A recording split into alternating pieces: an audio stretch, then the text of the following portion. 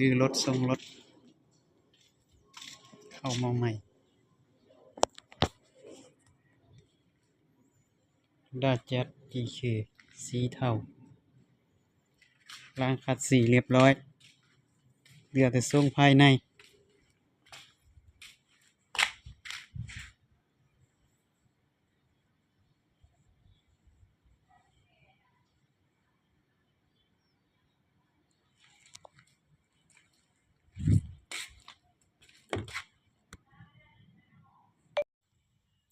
สวัสดีครับท่านผู้ชมวันนี้ก็จะมารื้อรถงานทรงอีกแล้วเช่นเคยงัดกิ๊บออกก่อนแล้วก็ฝาครอบน็อตตัวล็อกเบาะหลัง Honda Jazz GK 2ฝั่ง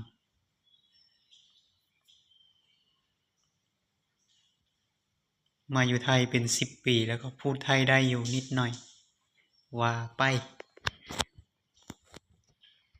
งานทรงจะประมาณนี้แล้วก็จะมาลื้อคอนโซลกลางติดตามเกียร์อยู่ดึงเบรกมือขึ้นก่อนปกติมันจะมี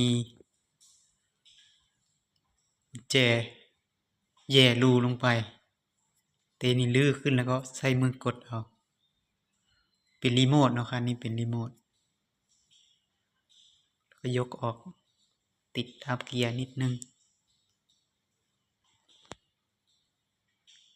ถอดเสร็จเรียบร้อยคอนโซลกลางก็ปลดเบรกมือลงเจอบัตรประชาชน1 อันเหรียญอยู่1 บาท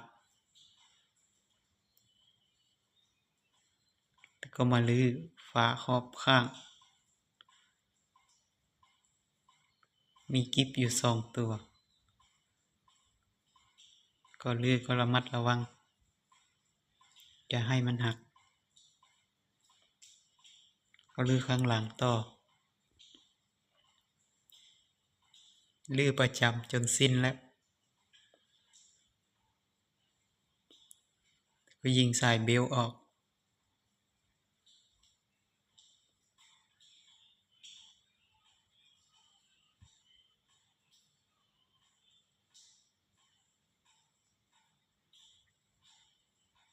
แล้วก็ดึงมีกิ๊บอยู่1 อันข้ามไปอีกฝั่งหนึ่ง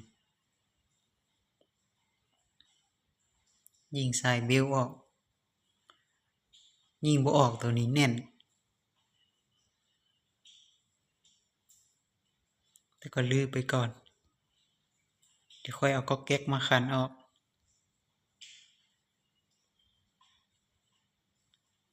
ซ้ายขวาก็คือกันเนาะจะมีกิ๊บอยู่2 ตัว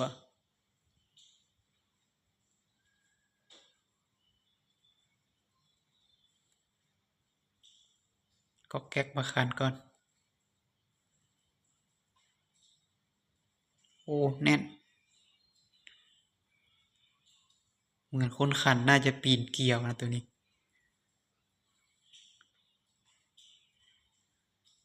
บ่ออกก็บ่เป็นหยังลื้อได้คือกัน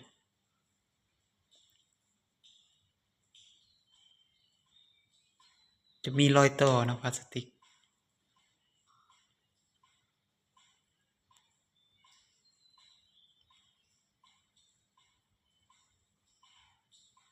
ช่วงนี้ก็ฤดูฝนนะใครขยันก็ลื้อมาตากแดดมาซักมาฟอกกินชื้นกินเมนอัพจะได้หาย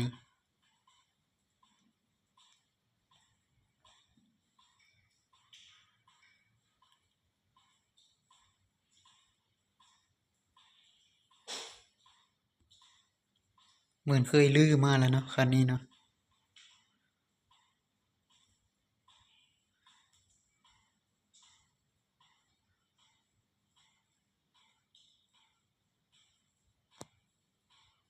5 บาท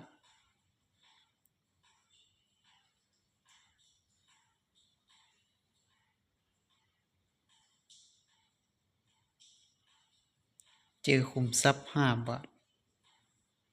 ขาดตัวเมียดึงออก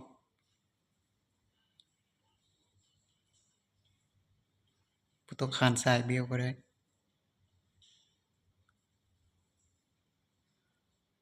เรียบร้อย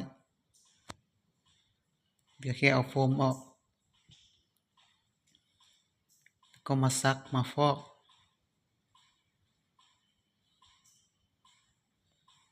เหมือนเคยลื้อมาแล้วค่ะนี่มันจะมีรอยตัดพรมอยู่ถ้าบ่เคยลื้อก็จะบ่มีรอยตัดเนาะ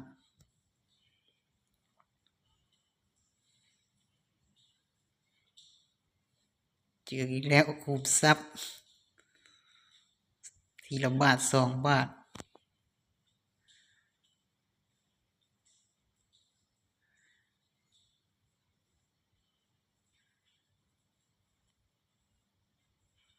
นะครับ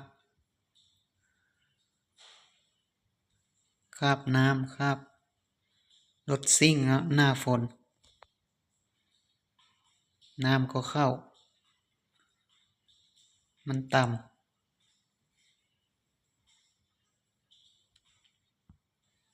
หรือมาสัก2-3 วันเสร็จพร้อมขาย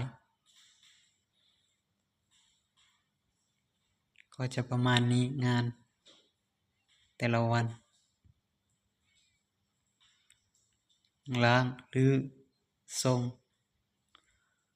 ขัดสีฟอกเบาะกิจวัตรประจำวันทำงานต้องอดทนเพราะความจนมันน่ากลัว